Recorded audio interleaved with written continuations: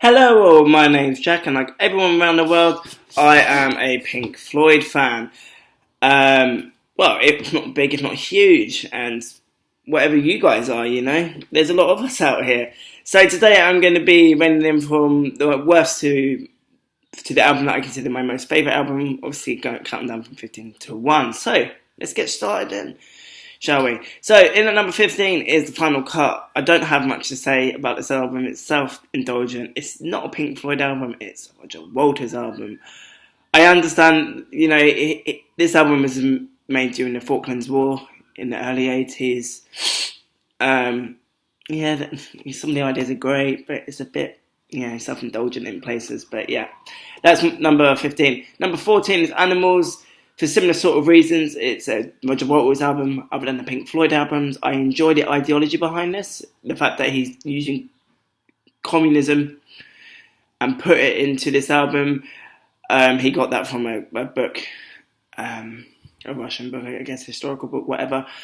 I enjoyed the idea of how he depicts humans as animals. That was really good. That's commendable in the sense of, how we think and how we behave as humans, and depicting us as animals. I think that's great. Got a lot of admirability, shall I say, for that. Apart from that, I don't like it at all. Number 13 is More. This is a musical affair as opposed to an actual album. I am, with the exception of Cymbeline, Green is the Colour, and Up the Khyber, are really good. It's quite patchy in the sense that this is a album where Pink Floyd were trying to sort of, discover themselves, or musical selves, if you will, after Sid Barrett's departure. And obviously, yes, of course, there's going to be a struggle. But again, possibly could have been better. But hey, that is what it is. So yeah, that's number 13. Number 12 is Atom Heart Mother. And like most people say, it's an album that Pink Floyd regret, if not. I think Nick Mason said that. There's exceptions such as If and Summer 68. It's a bit of a mishmash. Everything's sort of clogged together, really, in an unorthodox sense. And for me, it doesn't really hit musical heights other than the other albums. So that's hence why it's at number 12. In number 11 is Obscure by Clouds. With the exception of Childhood's End and Obscure by Clouds, obviously. For me, I think this album is actually quite underrated because one, I think it's given the very foundations for two albums. Obviously, it being Medal, and obviously, if Medal wasn't born, Dark Side of the Moon wouldn't have been born. So I think it's underestimated in that sense. It's got those notable hits I stated, but other than that, I don't really like it, if I'm honest, and that's hence why. In number 10 is Momentary Lapse of Reason. This is a David Gilmour album other than a Pink Floyd album. There's exceptions such as Learning to Fly on a Turning Away. I enjoy how David Gilmour brings a more regretful and yet cynical side to his lyricism, which obviously you don't see that in other albums. So it was great to be able to see that, but again, I don't like it massively. There's a lot of solos and it's just boring. So that's hence why it's at number 10. And number 9 is The Wall. Again, this is for me personally, this is a Roger Waters album as opposed to a Pink Floyd album. There's huge exceptions such as Comfortably Numb, Wish You Were Here, parts 1 and 3, Hey You, and I believe that was everything I said. Yeah, so those are the only ones I enjoyed. For obvious reasons, but again, it's self-indulgent. I do feel Roger Waters doesn't really give other people a chance to shine within the band.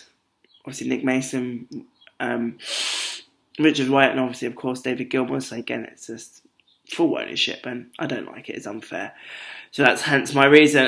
Number 8 is Source Full of Secrets, the album the band made just after Sid Barrett had departed. Obviously, there is songs in which he contributed towards, such as Jug Band Blues. It's quite an eerie affair listening to that personally.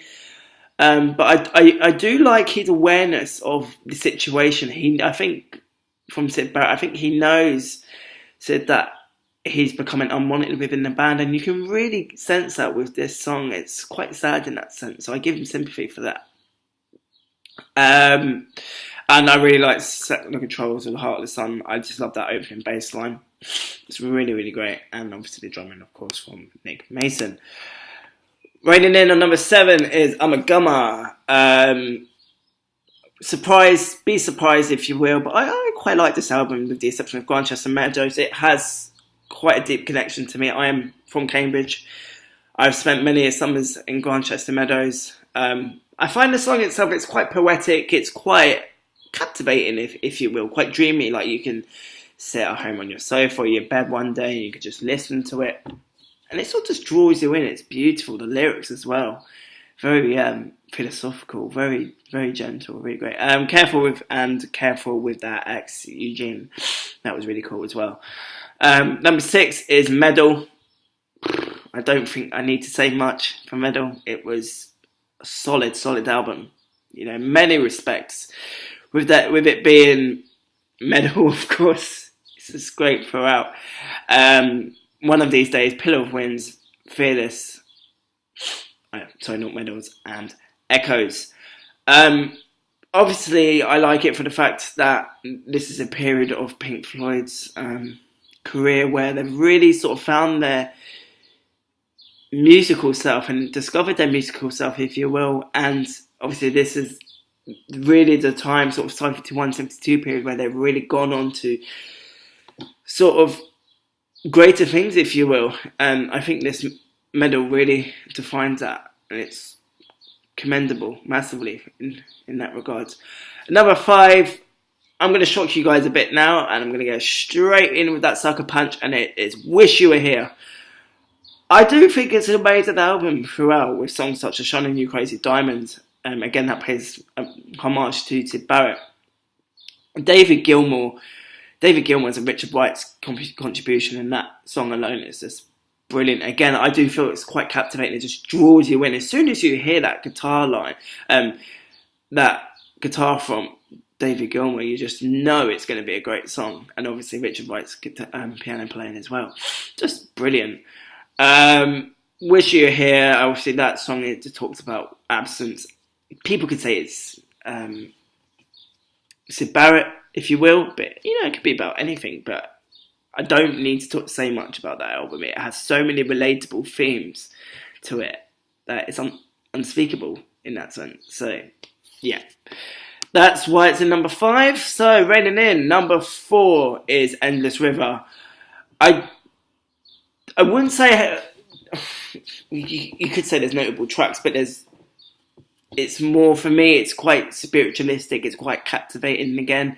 As I said earlier, it's quite dreamy, actually. You can listen to it on a rainy day and you're just like, oh, whoa, falling asleep here, but not in a sense that you're bored of it, but in a sense that you can just listen to it. It is great, really great.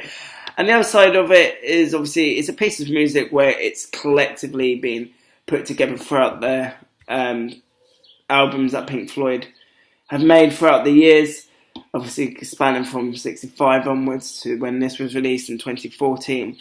And I think, again, it was a homage to Richard Wright, who died in 2008 prior to cancer. So I think this was to pay tribute to him. So I think it's great in those two respects. So, number 3, countdown, is, you're going to be shocked now, Dark Side of the Moon! Yes, raise your eyebrows, I don't care. Number 3 for me is Dark Side of the Moon. It was a genius album for the time and the place, all above it, all around. It was genius. For 1973, that is genius. Okay, there's abundances such as Time, Breathe, Money, Any Colour You Like. I enjoy Money because it talks about the likeness of having it and the lengths that people go to in order to get it. That's great. And I also enjoy, obviously, Time, and I think it talks about the preciousness of it. And almost as if we don't have much time on this earth, and I think it just talks about how you should just enjoy life to the best of your ability in that sense. And I think it's great, you know. It's really good. So yeah, that's hence why it's number 3. Number 2 is The Division Bell. You're going to be surprised again, but again, I don't care. I absolutely love this album. For me, it pays a lot of personal connection to me. I can just relate to it. Other people can't relate to it. That's natural. I really love this album. Exceptions and Being Lost for Words, Take It Back, Poles Apart and Enroomed. For me, they're phenomenal tracks, both musically and lyrically. It's quite folky in places, with David Gilmour's guitar playing, and I personally think he is a folk guitarist. He's not. Yes, he's known for his electric guitar and his musicality in that sense. But if you listen to his very, very early stuff from '63, before he went into Pink Floyd, you will realise he was a folk artist, given that he really enjoyed Elvis Presley, so on and so forth. But hey, we don't have to go into that. So yeah, I really love this album, and the other reason being it has a philosophical feel to it, which is something David Gilmour has failed to show in Momentary Lapse of Reason, but I really feel that he showed this in The Division Bell, and for me it's amazing, so that's hence why. So rating number 1 is the obvious choice. For me, it is, I don't know why I'm pausing, but yeah, it is Pipe at the Gates of Dawn. Wow, this is a masterpiece in musical terms, with the exception of Lucifer Sam's, See Emily Play, Matilda Mother, Poe R, Tok H, Interstellar Overdrive. I just love the entirety of this album.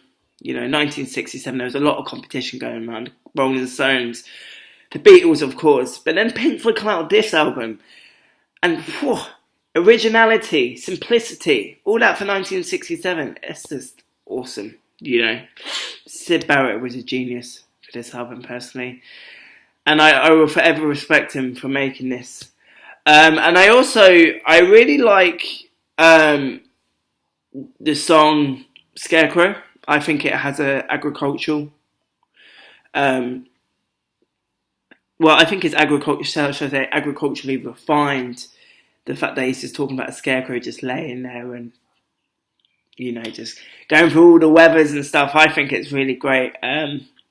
Quite quintessential in the British sense, you know, quintessentially British. Something I'm proud of. Something he was clearly proud of. So yeah, that's in number 1. So yes, guys, that is from 15 to 1. Pink Floyd albums. Share a like, if not, subscribe to my channel, and feel free to put a comment. I'll be interested to hear your opinions and views on my opinions. So, goodbye.